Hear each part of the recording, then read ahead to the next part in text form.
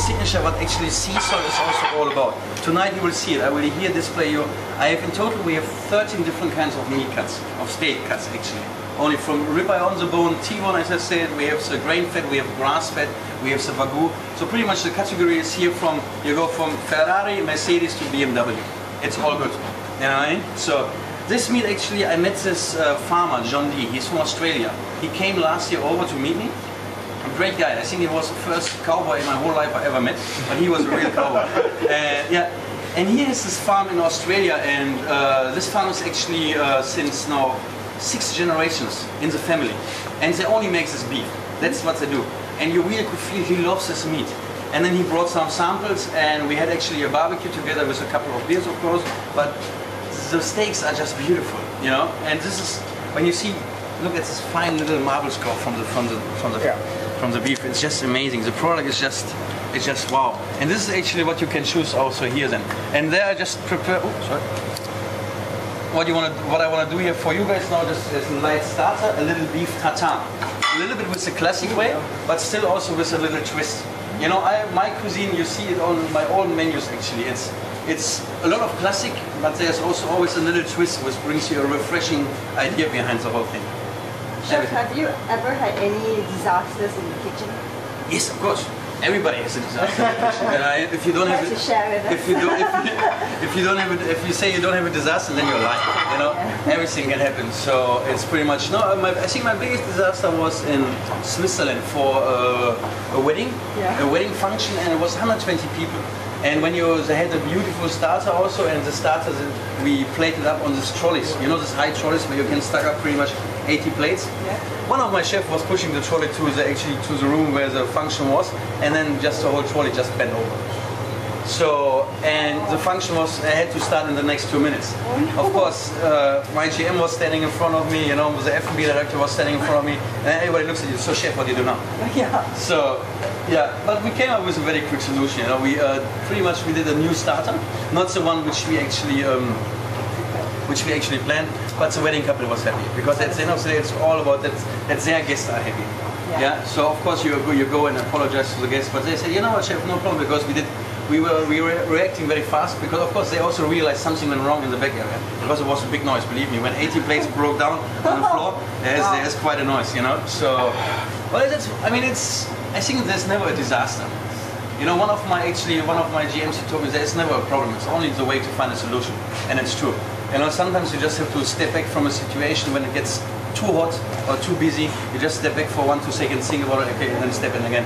Because I know many chefs are actually they're standing there, start yelling and panicking, but it brings you nothing. You know, when these boys are under pressure and I just start yelling at them and throwing plates after them, they just shut off, and it brings me nothing. It is like that, you know. It's so they don't run faster because I yell at them. Yes, of course, I'm also yelling sometimes. You know, I also have a little temper. Even when I'm German, you know, but I still try to control it from time to time. So here we go actually with the really classic capers, some shallots, a little bit of fresh parsley, some gherkins, and then we have our the classic sauce tartare, actually sauce really. It's tomato with some homemade mayonnaise, a little bit Tabasco, and again my little twist is actually we just grate some fresh horseradish. So you have a little bit spiciness, and you see this little tinky on the, you know, little thing, got it, little thing, she can upset it. So and again, I think for beef tartare, when you have in some restaurants, it annoys me all the time.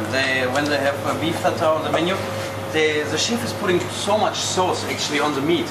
You don't feel the meat, you know. And here we have this. Actually, it was beef grain fat, so it's a beautiful product. You know, it has a nutty flavor from its own. You know, it's just melting in your mouth. You know, so why should I really overwhelm it? There's no point for me of really, you know.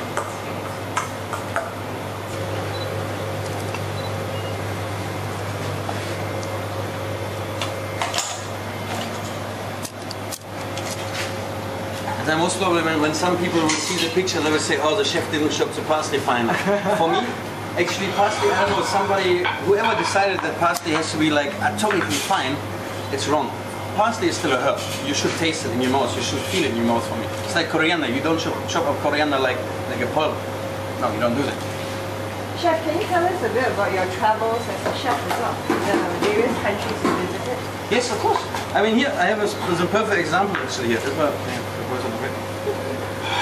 This cherry tomatoes actually, it was one of my, I did many road trips with my friends, of course, not friends. So I have many friends that are also they're chefs. So when we are on holiday, actually we rented a car and first was all Europe. So one time we actually had a road trip, we went to whole Italy. From coast, you know, from small village to small village. At that time we not really had the big money, so we were actually staying in this backpacking hotels. Right. But there the food is so great because there's still, the mama is really cooking, you know. And I found actually this cherry tomato, I only buy this actually for this dish and only for this purpose, to make nice sun-dried tomatoes. They're coming from Sicily. And the special thing on these tomatoes actually, since they're actually grown on the coast, they have this little bit kind of like a salty sea flavor automatically in them. So they're so beautiful. So again, it's all about the product. I don't have to do much with them, you know. They arrive here on the island, I cut them, I let them sun dry with a little bit of time, a little bit of nice olive oil, and that's it, and then we're done. What's your favorite weapon or tool in the kitchen? Weapon? Tool. Okay. What can you do with, what tool can you not do without in your kitchen? That's a tricky question. I must say, that's a very tricky question.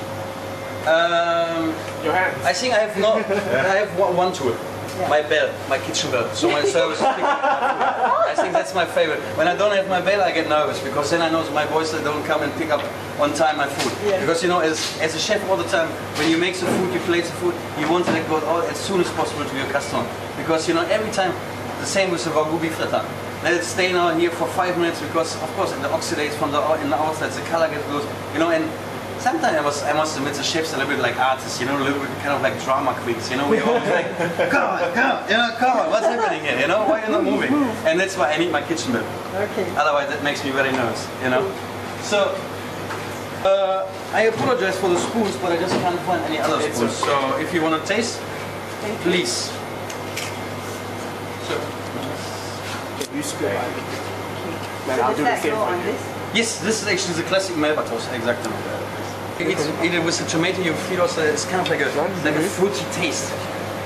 So you have this little bit acidity, you know, a little bit sourness, but also freshness again. What toast is this? This is just the classic Melba toast.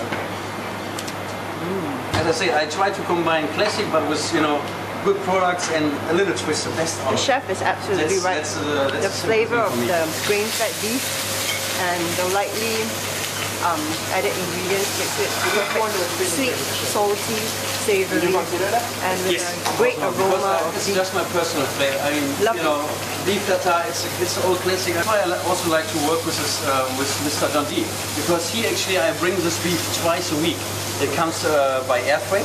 And he actually asked me, okay, chef, what do you need? What kind of steaks do you need? Because when I tell him, okay, I need 10 tenderloins, I need 20 T1 steaks, he will actually, sounds a little rough, but he will slaughter the cow after my order. So then he will slaughter the cow in advance for 2 weeks, and this beef is actually, they let it age. I don't know if you heard about this aging, yes, this aging procedure. So it's really, the flavor is coming in there, and it becomes even more, you know, tender and moist. So it's just beautiful.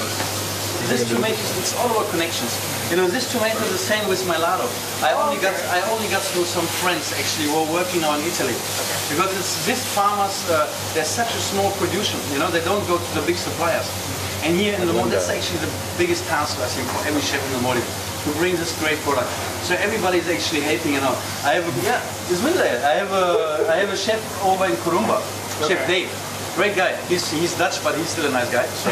Yeah, but I mean, you know, when he has something new or I have something new, you know, you call each other and say, yeah, you have this, fantastic, let's come together, you know, and it's just great. So it's like a little family here in the Maldives. But once in a month, actually, once in a month we try to meet each other in some resorts just to, you know, have a couple of drinks, because at the end of the day also every chef has the same problems. And believe me, nobody will really understand the chef if I told you. We're kind of divas. So we always believe nobody understands me. You know, nobody understands me. You know, it is. Really? Hey, you're a really nice diva. Is it? We haven't Okay. seen you in action in the kitchen. Okay, so tonight are you going to throw some plates, scream and yell at people? I can do for you when you want. Okay. No problem. No problem. Okay. I will do that for you. Okay. And I can't do that to my boys, you know. The boys say, oh, that's so nice, they work so hard for me, you know, so I wouldn't yell at them. So your boys are from the previous resort owners? Yes, but also some of them, of course, are new, kind of like where I found and I look for new stuff, you know, I look for new people. So there's So what also, are you making now? there's also one of my dishes actually, as I said, from traveling. Most of the dishes which I have on my menus, I have eaten them somewhere around the world, pretty much. This is a Moroccan game hand, and I was actually with a couple of friends. We just traveled around, and I found it actually. And what they did, they just did this beautiful little chicken with some couscous on the side, and the chicken just barbecued, and then they gave me this 2 dips on the side, and I was just like, wow, I was blown away from the taste and the flavor which comes all together. What are these two? These 2 is actually, they're like, you can call it, it's like water and fire actually, because on the sides, the red one, it screams already, this is fire. Yeah. This is a harissa, it's like a chili, it's like a Moroccan chili dip, and it's really, believe me, it's chili. It will give you a nice punch. But then you have the water actually, which cools you down. It's a lemon and date chutney. So what they do actually, you cook down the dates with some lemon zest and some lemon juice, you know, for a long time, slowly. So actually you become like a pudding kind of structure. It's like a jam. It's, yeah, kind of like a jam. And from the dates, the sugar comes out, you know, it's a little bit sweet. So actually, when you eat it with the chicken, the harissa, first you're like, oh my goodness. But then you have the date chutney and it cools the whole palate down. You know, and I think that's also a great and a nice experience what I like to have on my dishes. You know, you have this different flavors, different scents, you know, all of a sudden you get overwhelmed. Okay, salty, oh no, it's sweet, and oh no, it's savory, you know. This one, I like. That's my lemon couscous. Again, I like, lemon is such also a beautiful thing. A lemon zest, you know, just a little bit of lemon juice can bring out so much more from every dish, you know.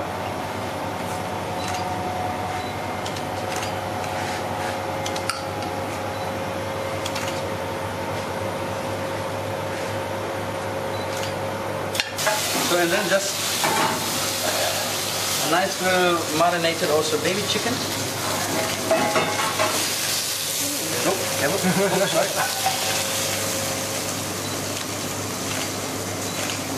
Chicken is also marinated with 12 different spices, a little bit cardamom, a little bit cinnamon, a little bit, you know, all this. A little KFC. It's, never heard of the spices. don't call my chicken KFC, please. Now you hurt my feelings. Oh, I'm so sorry. Huh? I mean, I know I'm German, but we still have feelings.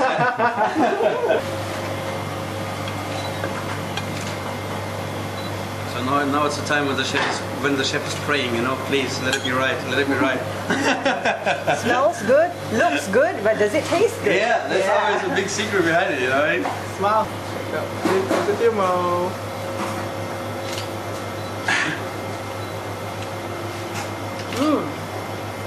Baraboro. Very spicy, and then you get a sharp sweetness, Yeah. and then spice again, and the flavors of the chicken, and texture of the couscous. Good. Excellent. Fantastic. Can I get a All I can say is go easy on the red stuff.